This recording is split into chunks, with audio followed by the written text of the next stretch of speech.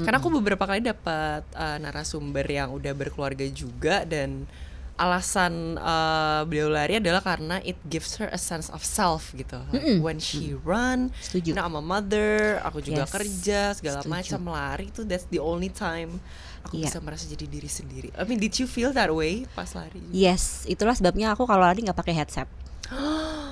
Iya. Respect. Kenapa Ayo Bantu berdiri juga karena di komunitas kami itu sebenarnya pengen bantu, pengen bantu teman-teman di tempat-tempat terpencil seperti di Papua, Kalimantan untuk mendapatkan fasilitas kesehatan. Maksudnya fasilitas tuh kayak apa namanya, APD, masker yang dulu kita kan rebutan banget ya. Kan kita nggak expect dong ada pandemi gitu Iya, tiba-tiba betul. kita panik buying kan, beli masker, beli ini. Nah kita nggak sadar nih orang-orang yang di luar Jawa itu juga sangat butuh, tapi nggak bisa mereka langsung beli gitu. Iya, iya. Nggak semudah kita Keterbatasan, aksesnya iya, gitu. keterbatasan akses, terbatasnya dana pula gitu. Terus ada teman saya, yang teman baik saya ya, yang apa namanya punya inisiatif, dia tuh pengen goes indoor training. Oke. Indoor training kenapa? Karena dia juga pengen menggaungkan olahraga di rumah aja. Terus tapi nggak cuman goes sekedar goes. Saya tahu dia masuk ke challenge ya. Tapi pengennya juga berguna gitu. Pengennya berguna, yaitu galang dana. Kan nggak ada ya.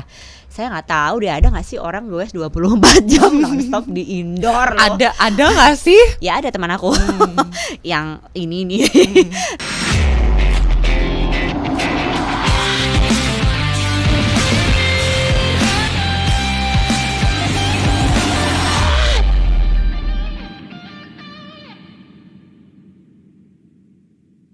Hai Dasher, selamat datang kembali di Easy Pace Podcast, persembahan dari Dashboards. Lanjut, hari ini aku sudah kedatangan narasumber yang menurut aku akan seru banget untuk kita bahas journey olahraganya. Karena tidak hanya satu olahraga, tapi ini triathlete. Wow, mari kita persilahkan Mbak Agnes. Hai Mbak. Hai. Deg-degan loh aku mau ngobrol sama Mbak Agnes hari ini. Enggak lagi interval loh ini, jangan tinggi HR-nya. Agak kayak 190 nih. Aduh, takut banget. Bahaya. Oke, Mbak Agnes. Ya.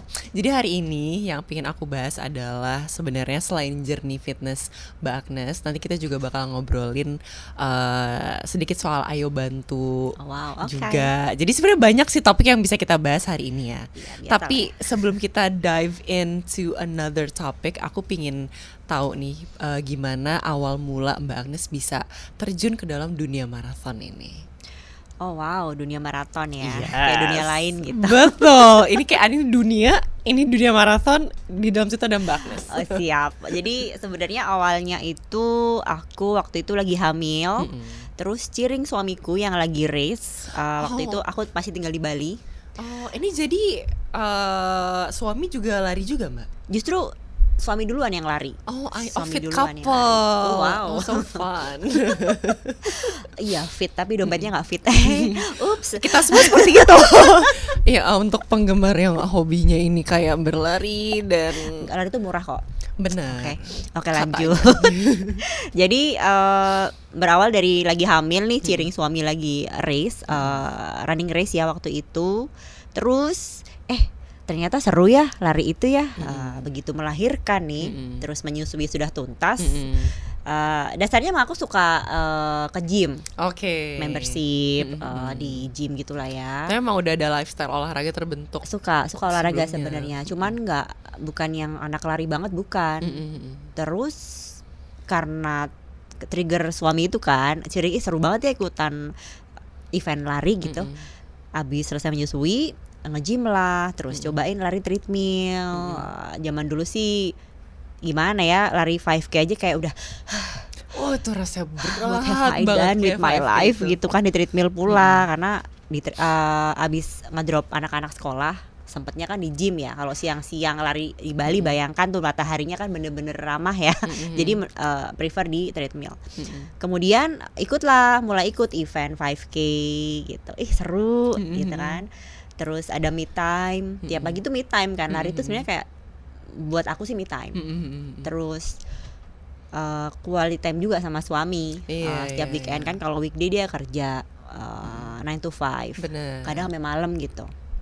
Nah di weekend kesempatan kita buat quality time yaitu lari bareng, jogging bareng gitu. Itu sih belum kenal yang namanya interval gitu, seingat saya sih. Terus sepatu juga bukan yang karbon. Iya, masih Karena belum tuh, belum. Back then itu tuh 2017. 2017. Mulai lari tuh 2017, 2018 mulai ikutan full maraton. Karena di perjalanan di 2017 kan cobain 5K, 8 cobain tahun loh Mbak berarti. Iya kan Yes. 8 tahun berarti Yes. total ya. 8 tahun. Wow. Yes. Udah 8 Oke, tahun oke. lari. Lama juga ya ternyata. Harus ada anniversary-nya gak sih kayak Mbak Agnes Iya, iya. bikin 10th year anniversary nanti. Nanti ya 10 tahun ya. 100k canda. Kita Tapi bikin- wow, mungkin nggak? 100K. Bisa jadi, bisa jadi, bisa. Ada bisa. Mm. Wah, jadi bikin ide kan? Iya kan, nanti Luar Ayo biasa. Bantu mau bikin fundraiser. Hmm, Funnya fundraising. itu 100k. cie. 100K larinya ya. Oke, back to the topic. Yes, nah disitulah dari 5K, 10K, half marathon, kemudian memberanikan diri untuk ikutan Borobudur Marathon 2018. Waktu itu oke. sih, ya biasalah, waktu itu pelari ambinya kan pengen bisa finish Virgin Marathon itu sub 5 gitu, sub 5 gitu. Gaya banget sih itu kalau aku inget-inget dulu ya. Tapi harus ada ambisi biar latihannya ada dorongan juga Biar nggak sih, semangat, Mbak? bener Betul. bener. Itu kan orang-orang Iya. ambisius, Iya fun, dong. ambisius ini kan Ambisius tapi mengalahkan diri sendiri ya. itu bukan ke orang lain. Kita Bukan orang berkompetisi lain. sama diri sendiri. Bener. Nah itu terus finish lah, tapi 5 jam 4 menit kalau nggak salah. Oke. Di Borobudur Marathon, teman finishnya finish strong. Yang penting itu sih, Itu sih. finish strong aja. Jadi waktu perjalanannya juga larinya fun. Waktu ngejalanin race juga kita celebration dari latihan yang berbulan-bulan itu. Padahal dulu belum tahu sih namanya interval gitu-gitu sih. Cuman ya happy aja gitu. Iya. Jadi finishnya juga yang penting finish aman gitu, badannya masih aman, masih bisa joget-joget, masih bisa kumpul sama komunitas di akhir event kan, foto-foto bareng. Jadi ya fun fun banget. aja. Jadi ketagihan deh Bener. sampai sekarang. Gimana nih? Kalau dulu tuh persiapan fisik sama nutrisinya kayak gimana, Mbak? Maksudnya kalau sekarang kan orang lebih banyak informasi lebih mudah untuk didapatkan gitu. Aku tuh karena aku baru lari juga, aku gak kebayang yang dulu-dulu maybe start dari 2015, 2016, 17, 18 searching informationnya kayak what kind of training you have to do, nutrition segala macam tuh dulu eranya seperti apa sih, Mbak? Jadi kepo aku. Dulu ya. Heeh. Dulu itu panduan kita adalah komunitas sebenarnya. Oke. Jadi kita kalau lari itu kumpul komunitas, disitulah info sangat kaya tuh. Sepatu baru lah, Gear apa yang jersey baru. diperlukan. Iya, event apa yang bagus gitu-gitu. Tapi dulu juga event gak sebanyak sekarang sih. Sekarang tiap minggu ada event, teman-teman. Betul. Jadi itu GBK sampai daerah bingung. Senayan itu ramai terus setiap weekend tuh ada aja acara. Bahkan di hari yang sama kita sampai bingung ya, mau yang mana nih bagus semua gitu kan. Terus kalau dulu ya itu berdasarkan komunitas, kita latihan bareng juga gitu-gitu. Kalau sekarang, wah zamannya AI, terus sosial media yang semua orang pasti bikin tips. Gampang lah kita cari info kalau sekarang ya. Iya, iya. Dan dulu kan belum ada tuh sepatu karbon. Yang ada sepatu cushioningnya tipis, Iya, atau spot yang enteng banget. atau banci, terus aman buat sepanjang 42 kilo gitu-gitu kan. Jadi yang baru lari sekarang sih harusnya lebih happy ya daripada Semuanya zaman dulu. kita spoiled banget sih karena informasi Yes. gampang. Benar. Sepatu udah banyak yang teknologi Betul. lebih baru, lebih bagus. Jadi Nutrisi pun begitu loh. Dulu tuh kita nggak kenal yang namanya nutrisi yang semaju sekarang ya. Namanya juga zaman semakin maju pasti ya. iya benar. Nah kalau dulu sih kita lebih ke organik ya di water station pasti ada pisang, semangka gitu-gitu. Kalau sekarang kan semua udah aware. Oh, oke, kita pakai gel, energy gel gitu-gitu kan, dan macam-macam banget. Iya, certain type of mereknya. supplements juga udah lebih detail sekarang apa yang diperluin. Range harga juga semakin bervariasi. Jadi mana nih sesuai kebutuhan kita. Mau pro, ya berarti lebih pro dong. Kalau yang baru mau coba-coba ya sesuai kebutuhan lah. Jadi zaman sekarang lebih seru sih. I see. Nah, aku pengen nanya juga nih Mbak, perihal Ayo Bantu. Yes. Boleh dong diceritain juga sebenarnya Ayo Bantu itu apa, programnya gimana? Karena I know it's something that's very close to your heart. Of course. Karena ini bayi aku. Betul. Nggak bayi sih, udah balita ya karena udah 5 tahun. 5 tahun. Kita berdiri dari 2020. Jadi ayobantu.com itu adalah sebuah platform galang dana dan donasi online yang fungsinya itu sebagai jembatan sebetulnya antara donatur ke penerima manfaat. Donatur di sini juga macam-macam. Ada donatur individual, kemudian komunitas, organisasi, ada juga perusahaan nih, brand-brand peduli yang support kita terus. Terus nantinya kita akan salurkan ke yayasan-yayasan mitra. Yayasan mitra ini kayak perpanjangan tangannya Ayo Bantu sih. Mereka yang bener-bener terjun ke lapangan, kemudian assessment, kemudian bener-bener bikin laporan yang detail, yang nantinya kita pertanggungjawabkan ke donatur, kayak gitu. I see. Yes. Tapi sebelum-sebelumnya Ayo Bantu ada event lari juga nggak yang Kak Agnes bikin? Nah, menariknya ayobantu.com itu kita tuh fondasinya itu dari komunitas sebenarnya. Jadi tadi seperti yang Sabrina sebut, saya lari, saya juga suka triathlon. Yes. Pelari itu kan komunitas lari aja. Coba Sabrina pasti juga ada deh di WA group tuh, grup lari itu nggak cuma satu gitu. Ikut di sini, ikut di sana juga, gitu-gitu kan. Terus apalagi saya triathlon, ada grup lari, ada grup sepeda, ada grup triathlon. Betul. Jadi banyak banget kan komunitas yang saya udah Karena pernah 3 macam join gitu. cabang olahraga ya. Benar. Jadi pasti ada semua tuh, lari, renang, sepeda. Sepeda. Iya, itu dia. Nah, balik lagi di tahun 2020 itu kan kita mengalami namanya masa pandemi. Yes. Nah, di masa pandemi itu wah, kacau banget sih waktu itu. Kenapa Ayo Bantu berdiri juga karena di komunitas kami itu sebenarnya pengen bantu teman-teman di tempat-tempat terpencil seperti di Papua, Kalimantan untuk mendapatkan fasilitas kesehatan. Maksudnya fasilitas tuh kayak APD, masker, yang dulu kita kan rebutan banget ya. Kan kita nggak expect dong ada pandemi gitu tiba-tiba, kita panik buying kan, beli masker, beli ini. Nah, kita nggak sadar nih orang-orang yang di luar Jawa itu juga sangat butuh, tapi nggak bisa mereka langsung beli gitu. Iya. Nggak semudah kita aksesnya. Iya, gitu. keterbatasan akses, terbatasnya dana pula gitu. Terus ada teman saya, yang teman baik saya ya, yang punya inisiatif, dia tuh pengen goes indoor training. Oke. Indoor training kenapa? Karena dia juga pengen menggaungkan olahraga di rumah aja. Terus tapi nggak cuman sekedar goes. Saya tahu dia emang suka challenge ya. Tapi pengennya juga berguna gitu. Pengennya berguna, yaitu galang dana. Kan nggak ada ya. Saya nggak tahu deh, ada nggak sih orang goes 24 jam nonstop di indoor loh. Ada nggak sih? Ya ada teman aku yang ini nih. Oke, Mbak Agnes, jadi cycling indoor 24 jam. Yes. Bagaimana cerita teman Anda itu? Oke, jadi dia tuh kan udah goes, pastinya kan udah repot banget tuh, udah capek, dia harus mikirin nutrisinya, mikirin kondisinya untuk goes selama 24 jam supaya goal ya. Terus disitulah aku juga jadi gimana ya, oke deh, kalau gitu aku bantu untuk sebagai platformnya, untuk mempermudah kamu galang dana. Jadi kamu nggak usah mikirin masalah galang dananya gimana, masalah penyaluran donasinya bagaimana, karena Ayo Bantu saat itu memang kebetulan kami sudah mengantongi izin pengumpulan uang dan barang dari dinas sosial ya. Terus yayasannya udah established. Walaupun websitenya kalau diinget-inget waktu itu masih simple banget dibandingin sekarang ya.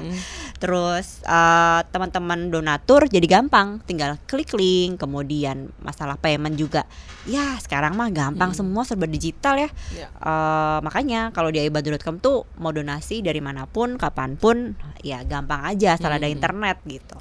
Kemudian secara penyaluran dana atau donasi juga kami sudah ada beberapa yayasan mitra yang pastinya terpercaya. Kemudian laporannya teman-teman tinggal klik di website juga. Jadi temanku yang sudah merana gue 24 jam demi galang dana ini tidak tambah merana teman-teman. Betul. Berkat ayobantu.com sih narsis.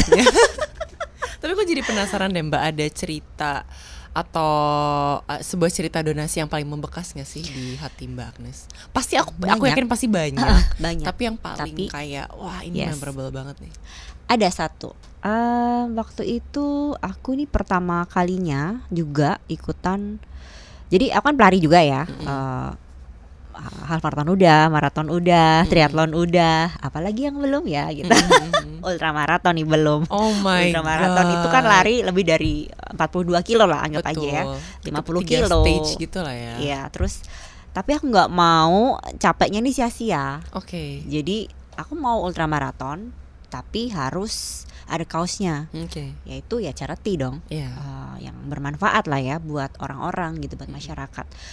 Nah di sini waktu itu kita kolaborasi dengan Bali Hope Foundation, di mana mereka itu concernnya adalah ODGJ, orang dengan gangguan jiwa, di pelosok Karangasem Bali. Iya, dibilang pelosok, lumayan sih karena aksesnya masih terbatas, air masih sulit juga. Terus di sana itu masih percaya yang namanya memasung. Kan dipasung tuh dirantai, dikucilkan gitu, kadang juga dikerangkeng. Apa sih bahasa Indonesia dikerangkeng ya? Iya benar, di penjara ya. Dikandangin. Benar. Iya dikandang. Karena memang literally itu sebelahnya kandang babi. Jadi di pelosok Karangasem itu kalau orang dengan gangguan jiwa itu dikiranya kesurupan atau something wrong lah ya. Ada sesuatu yang gaib mistis gitu. Jadi instead of dibawa ke puskesmas or fasilitas kesehatan, mereka cari jalan pintasnya, mereka dipasung, terus di kandang. Dan para fundraiser, pelari ini kita juga ke sana untuk lihat kondisi. Aduh sedih banget sumpah. Sedih banget. Jadi ya mereka beneran dipasung gitu. Padahal kalau ngobrol sebenarnya bisa diajak ngobrol. Cuman kata mereka kalau lagi apa ya bahasanya lagi manik itu, mereka ada yang kabur, ada yang rusak, ada yang sampai bawa parang, mau bunuh orang gitu. Emang bahaya sebenarnya. Namun ya kita miris juga sih sebenarnya, kok begitu ya cara memperlakukannya. Nah, long story short, kita melakukan galang dana, melakukan awareness gitu, terus lari juga, terkumpullah dananya cukup untuk bawa mereka ke rumah sakit jiwa. Jadi happy-nya itu kita kan ketemu di sana kan, mereka tuh masih yang berewokan, masih yang nggak pernah mandi, masih bau pupnya babi gitu-gitu kan. Terus kita diemin fotonya, ganteng-ganteng loh, sumpah. Itu pemain FTV nggak ada yang nggak kalah lah sama mereka. Jadi itu yang bener-bener ya Tuhan, mereka tuh kalau diurusin dengan baik, dengan benar bisa kok sembuh gitu. Jadi janganlah, maksudnya caranya itu memang harus kita bikin awareness, kita harus bantu kolaborasi dengan berbagai pihak, komunitas, perusahaan, teman-teman semua lah untuk galang dana supaya mereka dapat akses kesehatan yang layak. Gitu sih. Jadi happy banget waktu dapat laporan mereka udah ganteng-ganteng, udah bersih-bersih gitu di rumah sakit jiwa dan tenang gitu loh. Happy sih. Jadi ini yang paling memorable buat kamu ini ya? Yes. Cerita donasinya. I see. Aduh, aku jadi ikutan mellow. Nah, oke, lanjut. Menurut Mbak Agnes, apa tantangan sosial terbesar di Indonesia saat ini yang bisa diselesaikan lewat gerakan kolaboratif? Ya, jadi tadi seperti yang aku sempat singgung, banyak tempat-tempat di pelosok desa di Indonesia yang sangat luas ini, namun berpotensi besar, tapi kita masih menghadapi tantangan kesenjangan sosial, kesenjangan akses fasilitas kesehatan, kesenjangan fasilitas pendidikan. Jadi senjang banget lah kalau teman-teman mungkin udah pernah tinggal di Jakarta, kemudian main ke pelosok mana ya, Jawa aja deh ada. Mm-mm. Pelosok Jawa juga ada yang masih tertinggal. Pelosok Nusa Tenggara Timur, Mm-mm. Ambon, Papua, Kalimantan, ya pokoknya di pelosok itu masih kerasa banget lah kalau ternyata fasilitas kita tuh nggak sama Iya, gitu. iya, iya. Masih ada gap itu gitu. Sangat jauh lagi gapnya. Di sini adalah sekolah yang sangat bagus gitu. Terus di sana sekolahnya ya seadanya. Yang penting ada bangunan. Bahkan mungkin kadang bangunan aja nggak ada nih. Udah ada guru aja sama anak-anak. Ya udah proses belajar mengajar namanya sekolah udah gitu. Jadi bisa diselesaikan dengan gerakan kolaboratif dan saya rasa di situ juga ayobantu.com berperan. Kami sebagai jembatan. Yeah. Jembatan kolaborasi antara perusahaan, antara donatur, komunitas tadi ya yang sedang kita kerjakan dan kita usahakan ini untuk mencapai kesetaraan yang ya saya nggak mau ada target waktu sih, tapi at least kita usahakan. Iya, Kayak iya, gitu sih. iya. Untuk building awareness ini tuh bisa nggak sih Mbak lewat acara olahraga juga, karena kan community-nya juga sense of community especially di olahraga lari kan cukup Besar. guyup ya, besar dan guyup gitu Betul. menurut aku. Jadi Setuju, apakah ini setuju. sesuatu yang bisa disambungkan, Sangat. dipertemukan? Gimana Yes, sih? yes. It's a win-win solution sebenarnya. Jadi kita di komunitas lari happy-happy tapi juga bermanfaat gitu kan. Yes. Dan kabar baiknya kalau kita punya komunitas, kalau kita join di komunitas, pasti kita punya common interest. Dan kita punya sesuatu yang kita suka dengan fanatik ini sama gitu. Kayak lari gitu. Oh iya kita suka lari. Terus kita fanatik kan kayak apa nih yang bisa kita kerjain nih.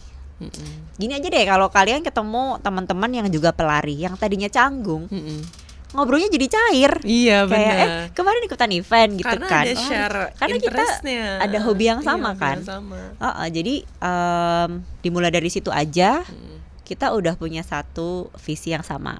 Satu. Terus kemudian apa nih yang bisa kita bikin untuk bermanfaat? Ya. Lari kan udah bermanfaat untuk diri kita sendiri ya. Jadi lebih sehat, jadi lebih happy, lebih produktif. Kemudian gimana caranya nih kita bareng-bareng untuk menyelesaikan suatu masalah yang kita punya nih gitu. Dan event lari saya rasa bener-bener bisa jadi It's the right problem apa ya? solving sih. Iya. Platform untuk betul. lebih menyebarluaskan awareness itu. Betul, that's why ayobantu.com juga ya selain karena saya juga suka olahraga. Iya. Jadi event larinya juga banyak di ayobantu.com. Event sepedaan juga ada gitu. Dan lagi-lagi UUD ujung-ujungnya donasi. UUD ujung-ujungnya donasi. Oh my, I really like that pun. Yes. Iya di ayobantu.com tuh kalau saya ngobrol sama programmernya, saya nggak bisa programming ya, saya ada programmer sendiri. Itu developnya selalu lihatnya tuh event lari. Iya. Kita bikin dong link registrasi bisa untuk daftar lari.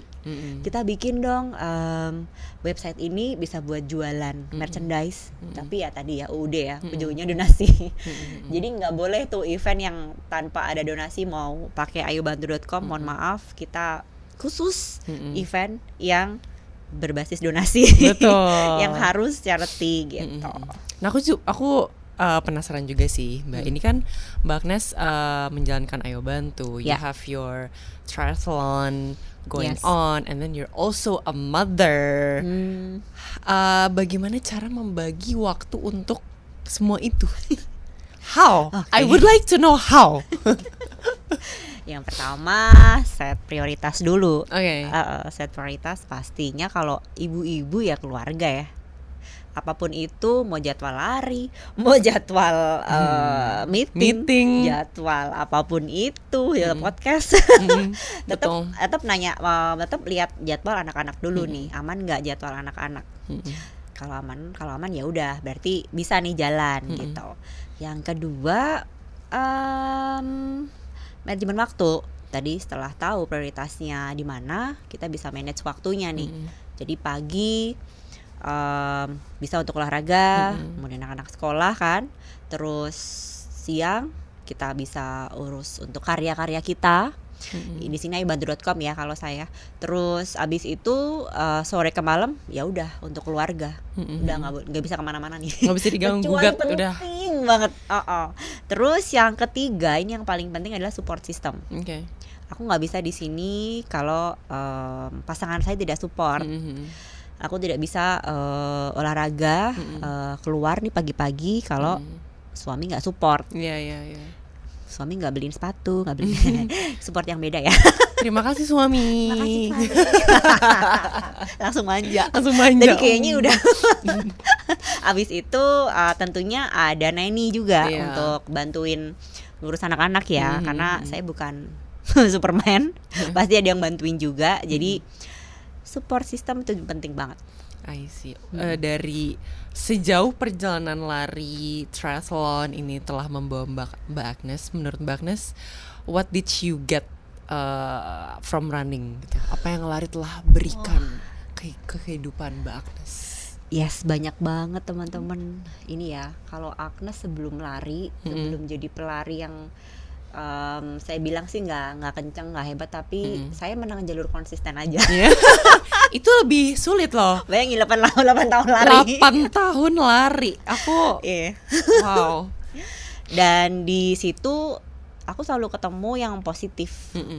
Positif Covid juga ya. Gitu. We've all been there. Maaf, been there agak than keluar, that. agak keluar topik.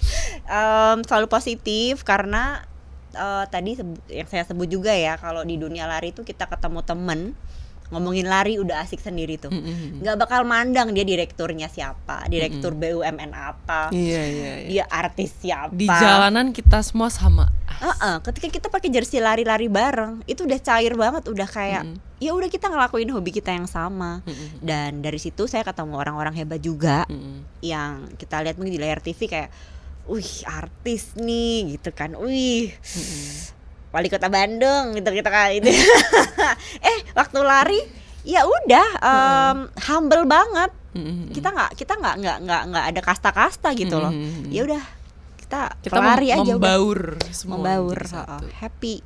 Terus sosial media juga yang saya cuman share happy aja, ternyata orang banyak suka gitu, banyak yang nge-like, terus ada DM. Ya ampun, gara-gara lihat kamu aku jadi merasa bersalah nih hari ini nggak olahraga. Yang tadinya ngapain sih lari mulu tiap hari, sekarang jadi pelari teman-teman. Aku happy banget. Jadi banget. Dampaknya juga banyak positifnya gitu. Iya. Karena aku beberapa kali dapat narasumber yang udah berkeluarga juga, dan alasan beliau lari adalah karena it gives her a sense of self gitu. Like when she run, Setuju. I'm a mother, aku juga Yes. kerja segala Setuju. macam, lari itu that's the only time aku Iya. bisa merasa jadi diri sendiri. I mean, did you feel that way pas lari? Yes, itulah sebabnya aku kalau lari nggak pakai headset. Iya. Respect. Itu sesuatu yang Lari. sedang aku coba untuk lakukan, tapi agak sulit gitu Kak. Kayak, but I'm on my way there. Karena itu kayak kesempatan satu-satunya aku bisa mendengarkan aku sendiri ngomong gitu, ngomong dengan diri sendiri gitu. Terus jadi punya ide macam-macam. Terus gimana ya? Me time, bener-bener literally me time. Itu aku aja gitu. Aku dengerin suara burung, suara apa, jadi sadar gitu. Semua jadi sadar, terus kayak habis itu dapat endorfin, ya udah happy gitu. Iya. Less cranky lah. Less cranky itu ya kita ya, gimana Iya ya, kan? banyak yang harus dihadapi soalnya dalam satu Secara hari. wanita kan Iya betul. siklus kita All girlies. Ini semua perempuan yang nonton hari ini pasti bisa relate dengan conversation ini, walaupun setengah-setengah ya, tapi kayak pasti kalian paham. iya kan, Kayak kenapanya gitu. dapat mood booster yang luar biasa. Bener. Oke Kak, sebelum kita tutup sesi ini, aku pingin ngebahas sedikit soal Run for Humanity juga. Yes. Nanti di bulan Agustus. What is this event? Oke, Run for Humanity itu sebuah event fun run sebenarnya, tapi tetap saja UUD ya, ujung-ujungnya donasi teman-teman. Ujung-ujung donasi. Jadi dia fun run 5K dan 10K. Terus sebenarnya udah berjalan series keberapa ya, ini udah Bintaro udah, di Bandung udah, kemudian ini next di Solo. Jadi teman-teman di Solo jangan sampai ketinggalan. Langsung bisa daftar. Boleh ya aku share link di sini? Boleh nanti. Iya, di ayobantu.com Ya. /event/RFH Solo. I see. Yes. Berarti udah RFH yang keberapa, Kak?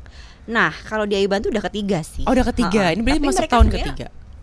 Nggak tahu. Oh, Jadi nggak mereka tahu. baru beberapa bulan yang lalu. Oh, I see. Lanjut lagi, luar biasa teman-teman RFH ini. Luar biasa sih. Ha-ha. Karena biasanya ini kayak yearly event gitu kan, tapi ini enggak ya Nope. berarti. Yes. Oh, wow. Jadi setahun bisa 4 kayaknya dia. 3 Tanggal atau berapa, 4. Kak? Nah, itu saya lupa. Bisa cek di website ya, teman-teman. Iya, betul. Tapi intinya Agustus Run for Humanity di Yes, Solo. di Solo. RFH di Solo. Menyenangkan Yes. sekali. Dan donasinya nanti akan didonasikan untuk korban Palestina. Mm-mm. Dan pendidikan juga, akses pendidikan, fasilitas teman-teman atlet yang kurang beruntung. Mm-mm. Jadi jangan sampai kelewatan. Yuk ikutan dan berdonasi. Yes, UUD, ujung-ujung donasi. Mbak Agnes, thank you so much sudah Dengan mau senang meluangkan hati. waktu dan energi untuk hadir di I podcast feel so hari ini. honored.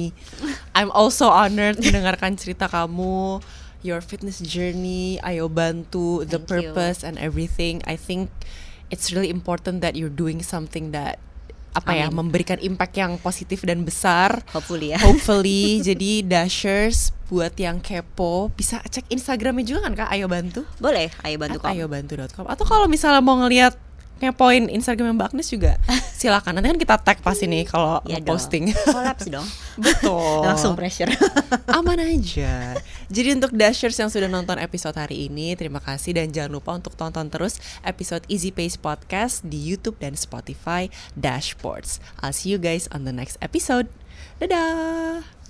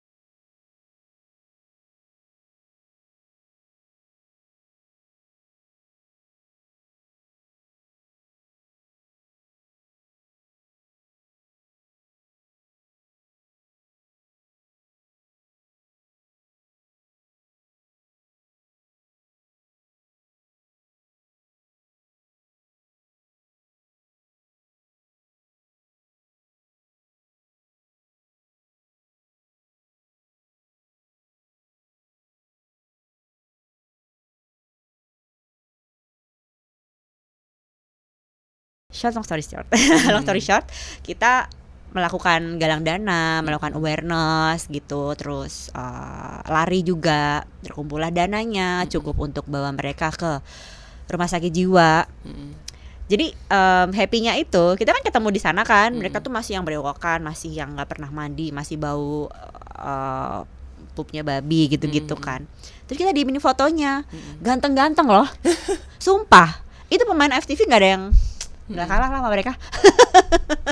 Jadi itu yang bener-bener ya Tuhan, mereka tuh kalau diurusin dengan baik, dengan benar bisa kok sembuh gitu. Jadi janganlah, maksudnya caranya itu memang harus kita bikin awareness, kita harus bantu kolaborasi dengan berbagai pihak, komunitas, perusahaan, teman-teman semua lah untuk galang dana supaya mereka dapat akses kesehatan yang layak.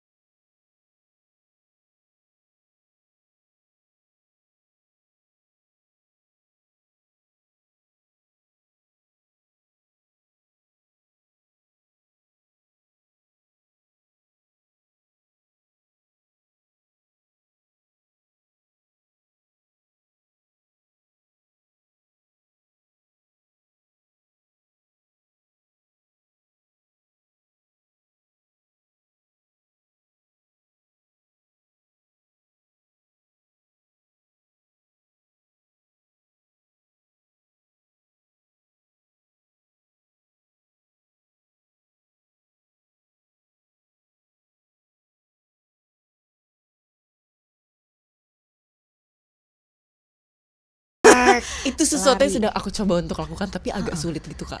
But I'm on my way there. Karena itu kayak kesempatan satu-satunya aku bisa mendengarkan aku sendiri ngomong gitu, ngomong dengan diri sendiri gitu.